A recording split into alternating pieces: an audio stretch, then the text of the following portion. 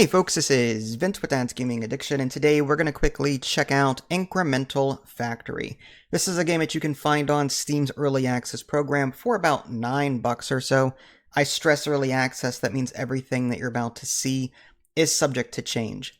So, this game, this is going to be more of a first impressions kind of thing. A couple of things turn me off with it, and I don't really feel like continuing my playthrough with it, but at the same time, I am intrigued by it, and I want to keep playing when I feel like it, if that makes any sense.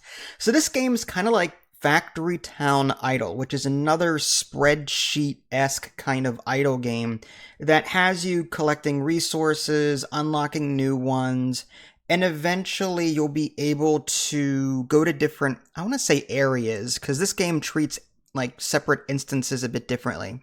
Rather, you've got this like flowchart thing going on that you'll eventually unlock, and you can start connecting buildings and production and extraction modules via flowchart, but you'll see that in a little bit. First, you start off with just like, as you would in a typical idle game, first collect stone, coal, and iron by clicking on the button, and then you start automating these things.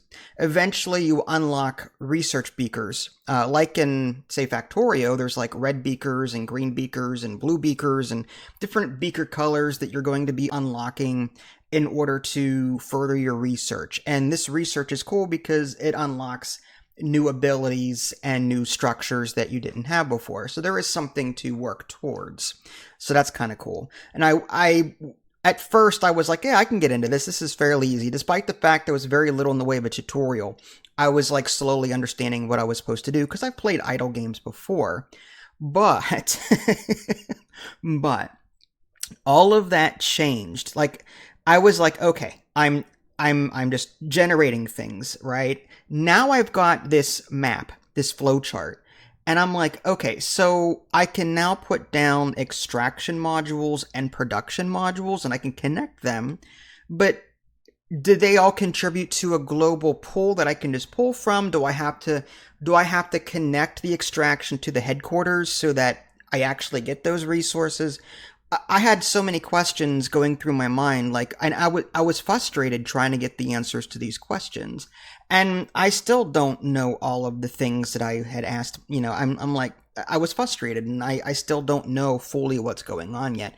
And I think this game needs to focus more on easing the player into it. It's not very intuitive. Eventually, I was like playing around with, okay, the extraction module increases the amount of resources it generates and outputs to like whatever, but instead I can do like, say, 3 extraction modules connected to a production one, and then when I get enough research, I can actually add an output to the production module and put that to my headquarters. So now I'm in my head trying to math it out.